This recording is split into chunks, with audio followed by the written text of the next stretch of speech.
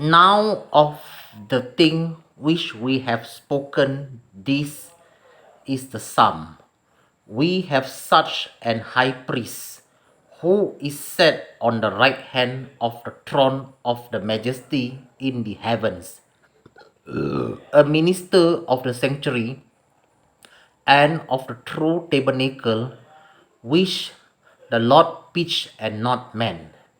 For every high priest is ordained to offer gifts and sacrifices, so it is of necessity that this man have somewhat also to offer.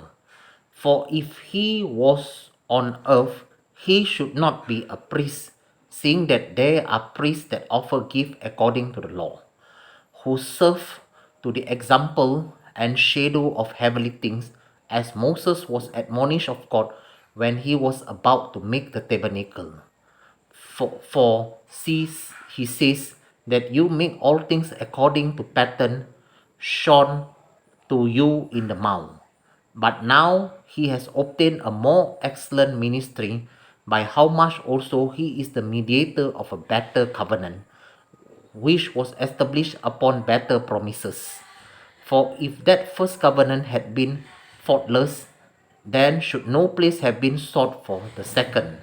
For finding fault with them, he says, Behold, the days come, says the Lord, when I will make a new covenant with the house of Israel and with the house of Judah, not according to the covenant that I made with their fathers in the day when I took them by the hand to lead them out of the land of Egypt, because they continue not in my covenant, and I regarded them not, says the Lord.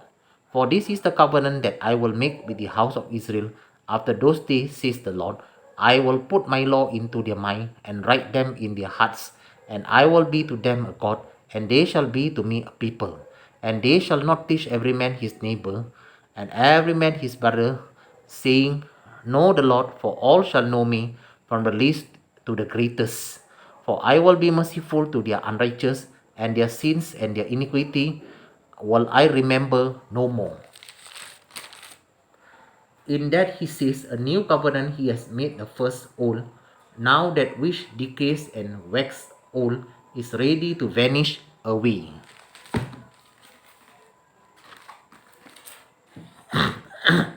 अब जो बातें हम कह रहे हैं उनमें से सबसे भारी बात यह है कि हमारा ऐसा महायाजक है जो स्वर्ग पर महामेहमान के सिंहासन के दाहिनी जा बैठा है और पवित्र स्थान और उस सच्चे तंबू का सेवक हुआ जिसे किसी मनुष्य ने नहीं, प्रभु ने खड़ा किया है, क्योंकि हर एक महायाजक भेंट और बलिदान चढ़ाने के लिए ठहराया जाता है।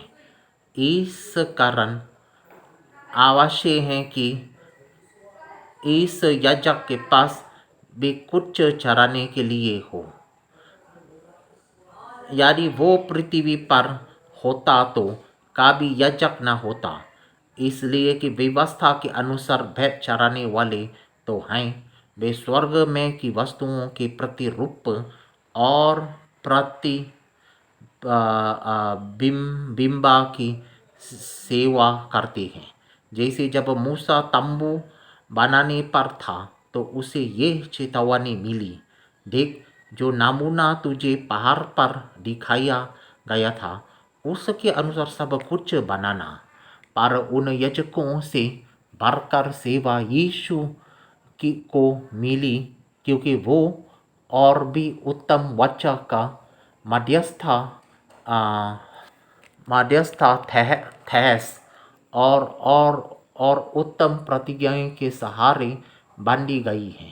क्योंकि यदि वो पहली वचन निर्दोष होती तो दूसरे के लिए अवसर न ढूंढा जाता, पर वो उन पर दोष लगाकर कहता है, प्रभु कहता है, देखो वे दिन आते हैं कि मैं इस्राएल के घराने के साथ और यहूदा के घराने के साथ नई वाचा बांधूंगा।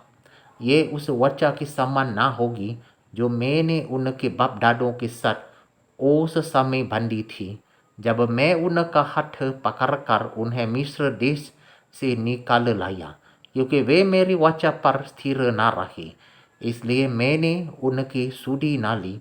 प्रभु यही कहता है। फिर प्रभु कहता है कि जो वाचा मैं उन दिनों के बाद इसराइल के घराने के साथ बांधूंगा वो ये है कि मैं अपनी व्यवस्था को उनके मानों में डालूंगा और उसे उनके हृदयों पर लिखूंगा, और मैं उनका परमेश्वर ठहरूंगा और वे मेरे लोग ठहरेंगे।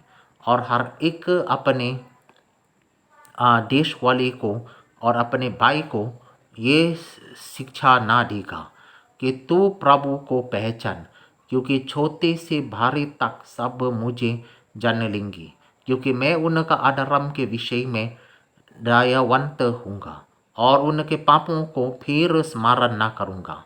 नई वाचा की स्थापना से उसने प्रथम वाचा को पुरानी ठहरा दिया, और जो वस्तु पुरानी और और और जीर्ण हो जाती हैं उसका मिट जाना अनिवार्य है। All right, I have finished reading